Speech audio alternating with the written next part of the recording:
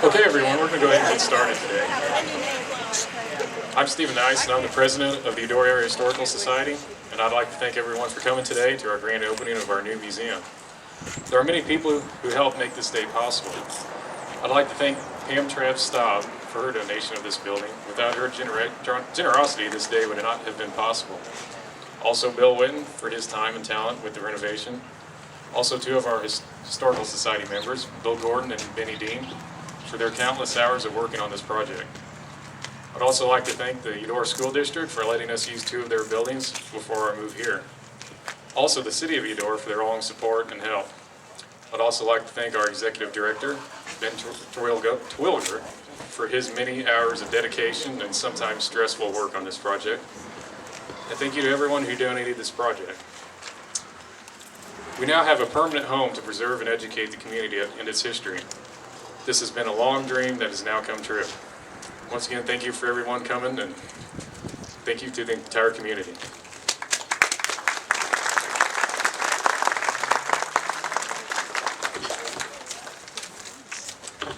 Good morning, everyone. My name is Ben Terwilliger, and I'm the Executive Director of the Eudora Area Historical Society, as well as the Eudora Community Museum, which is what we call our museum.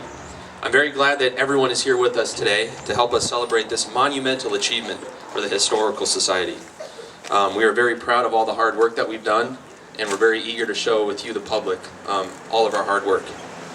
Our organization was founded in 1980 by Fern Long and local historians to help protect and preserve the history of the Eudora area. 35 years later, that is still our mission. I'm sure many of you know the story, but our community was founded in 1857 by German immigrants who purchased this land to form this community from a Shawnee Indian named Pascal Fish. The Germans who purchased this land were so grateful that they named the town Eudora in honor of his daughter, Eudora Fish. After the community was founded, it grew steadily, even in the midst of chaos and terrifying conflict, as Bleeding Kansas and the Civil War raged around the community. But Eudorans persevered, schools were built, churches were built, businesses came, people came, the railroad came, later major highways came, and more residents came. And today in the 21st century, our town is vibrant and has a promising future. Our search for a permanent home started in the 1990s. By then, various members had started collecting artifacts that related to Eudora's history, as well as various archives, but we had no place to publicly house them. So as a result, most of them were stored in the basements of our various local residents and Historical Society members. A significant portion of them, I think, were stored in Glenn Weiniger's basement. He's our former president, and he's right up here front and center. And so we had a good collection growing, but we had no place to put them. In 2004, we started our museum at the old middle school building, just down the road here. And that was our first start as a museum. That was a good start, but that building had a lot of problems. It wasn't very nice, but at least we had a home. In 2011, I was hired by the City of Eudora to help work with the Historical Society. My first major task was moving us because that building we were in was getting ready to be demolished. So we had to move to another abandoned school, the Nottingham School. This school is much nicer and we were much happier there, but I quickly realized that we could not thrive as an organization if we had to keep moving from one abandoned school to another. So it was in 2011 that I was very fortunate to meet Pam Staab. Pam Staab, formerly Trefz, told me about a building that she owned. This is the building standing behind me right now. And she very generously offered to donate this building to us for use as a museum. The donation that Pam and the Trefz family made to us is the most important thing to ever happen to our organization. We simply would not be here without the Trefz family. So I think they deserve a round of applause.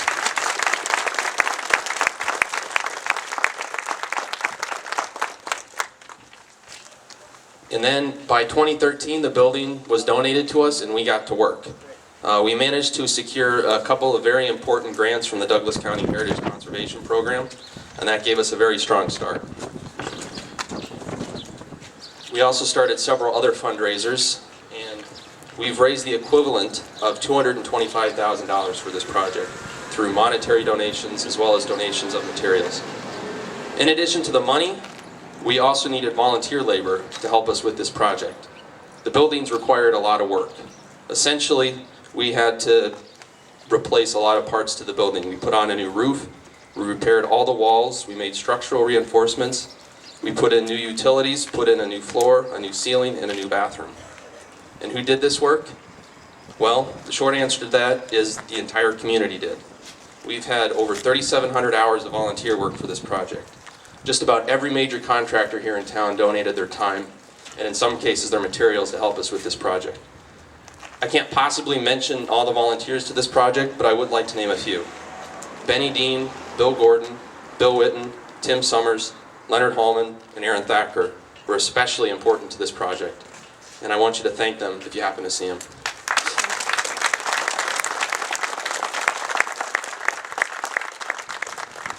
We still have a lot of work to do. We have to fix up the second story. We hope to start that this spring, but we have finished the first story. And we hope in a year or two we'll be here to celebrate the opening of the second story. Our building has quite an interesting history. It was built in two parts. The first part, the northern part here, was built in 1870. The southern part, this brick part, was built in 1883. And both parts were built by John Siebold, and he was a German immigrant from Wartenberg, Germany. He was also a Civil War veteran, and he was a tinsmith by profession. So he ran his tinsmith shop from this store. He passed away in 1884, and then the building became home to the Yankee Fuller Hardware Store, the Schubert Furniture Store, and the Eudora Post Office. It was in 1920 that the Trefz family assumed ownership of the building, and they owned it until 2013. And Freddie Trefz ran his plumbing shop from this location for many years, and I know many of you knew Freddie, and what a great man he was. And so we're very proud to be in his building.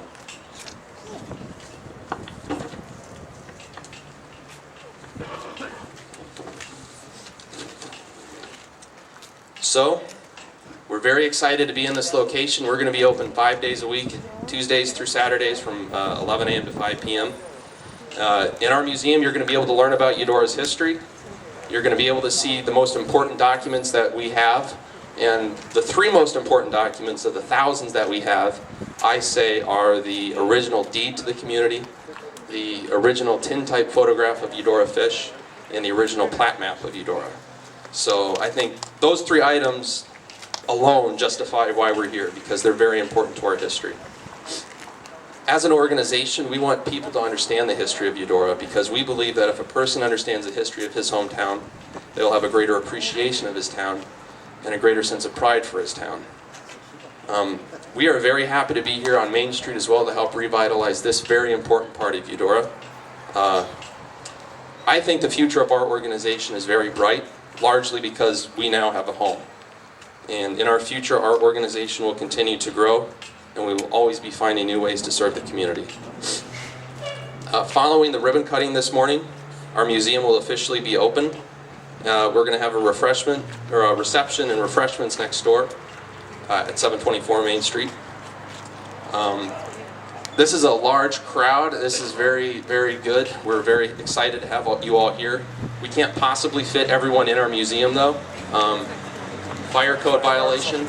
So I'm going to ask that if you got to tour the building already this morning, maybe just kind of go next door or hang out and let other people tour it. And certainly I'm going to be here all day. I'll be here till 5, so you can come back in the afternoon if you don't get a chance to see it. And then we'll be open a lot. So you'll have a chance to see it if you don't today. But we're just really excited you could all be here with us this morning. That's really all I have. Now I'm going to turn it over to the Mayor, John Fiore.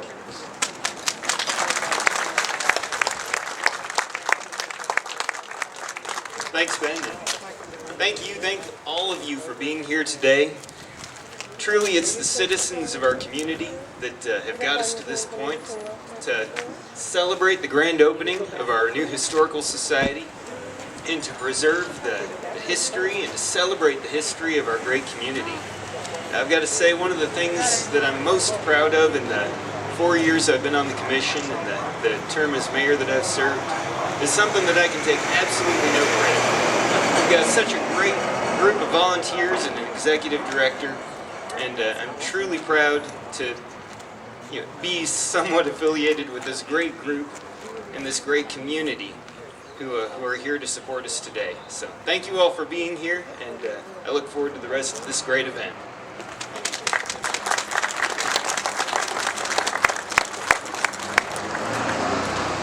Nothing terribly formal here, but if anyone else wants to get up and say a few remarks, if you were a big part of this project or if your organization was a supporter of this project and you wanted to say a few words, please come on up.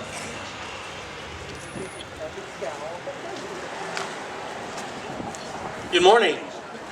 My name's Jerree Ortiz. I'm the currently serving as your city manager here in the beautiful city of Eudora. And welcome to downtown, beautiful and historic Eudora. I'd like to just recognize Ruth Hughes, who is in the audience, one of our commissioners. And we have an election coming up April 7th. I'm not saying who to vote for because that would be highly unethical. But I just did want to recognize Ruth, that she is here. And any other candidates, I want to give equal time. Okay. I'd like to thank Ben and the Eudora Historical Society for all of their efforts. It's been a wonderful opportunity to partner with them and help support them. But you know, these days you get these skeptical social commentaries that say, you know, we think of our citizenship as a vending machine. We put taxes in and get services back. And I want to argue that Eudora is not like that. This is a singular, great example of citizens being responsible for their own heritage, for their own community. And my hat is off to Ben and all of the wonderful volunteers who think that their heritage is important enough to roll up their sleeves and give their sweat equity and personal time in that effort. So hats off to them and a round of applause. Thank you, Ben. Great day, great achievement, beautiful facility. Congratulations.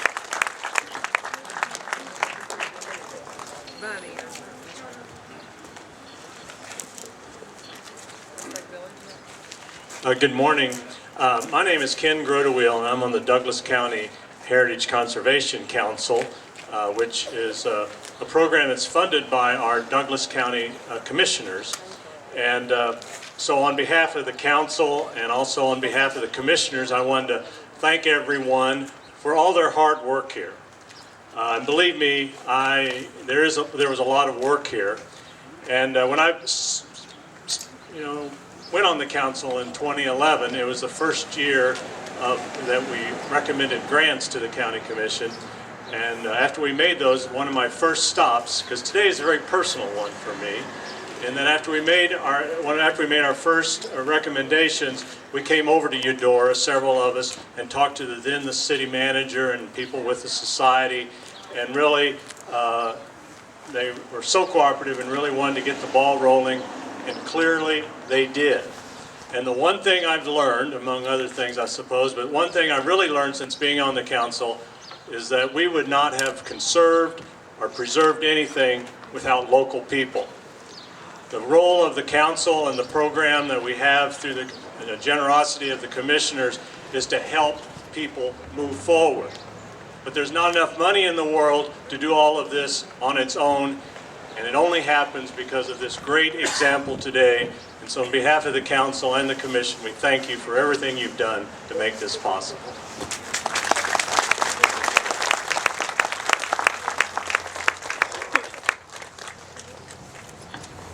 Good morning. My name is Jerree Catlin, and I'm currently president of the Douglas County Historical Society. And as a member of an organization that tries to maintain a building, we share your pain and the difficulties and the excitement of currently opening a facility like this. Steve Novak, our current director, would have loved to have been here, but was not available this weekend. But we have other members here who are also sharing in the excitement of the weekend.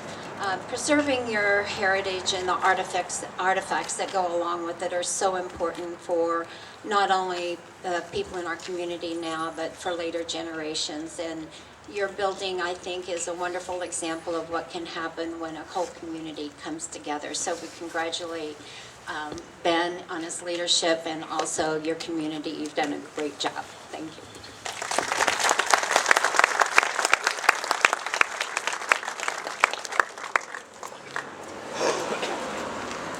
Hi, off, and I just wanted to again thank the county for their grant support. It's really, we wouldn't be here without them, and all the volunteers. It really, I know my dad would be just amazed if he could see this. So thank you. And finally, I want to thank my husband, Doug, because I think that we've left his name out, but he's really been very supportive in doing this, and he's not even from here. He's from Hays.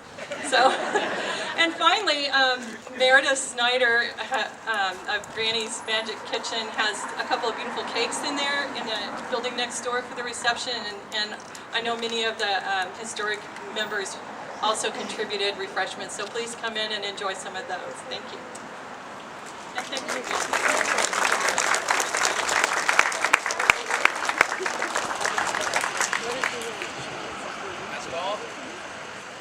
All right, I think now we're going to do the ribbon cutting. Oh, yeah. Yes. Yeah, let's do the ribbon cutting now, and then later we can get some volunteer pictures. So, all right, ribbon cutting people, assume positions.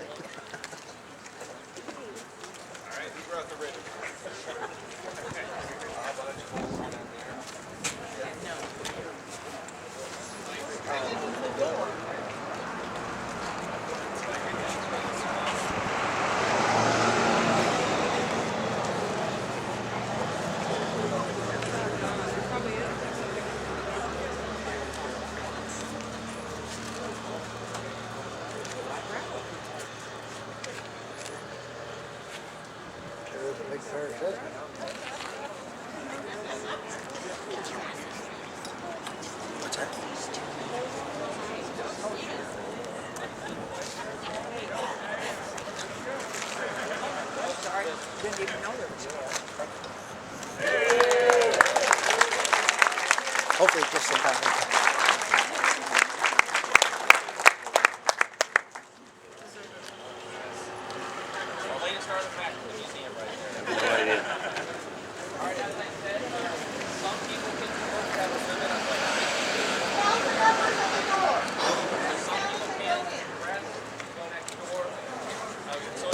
Come back later.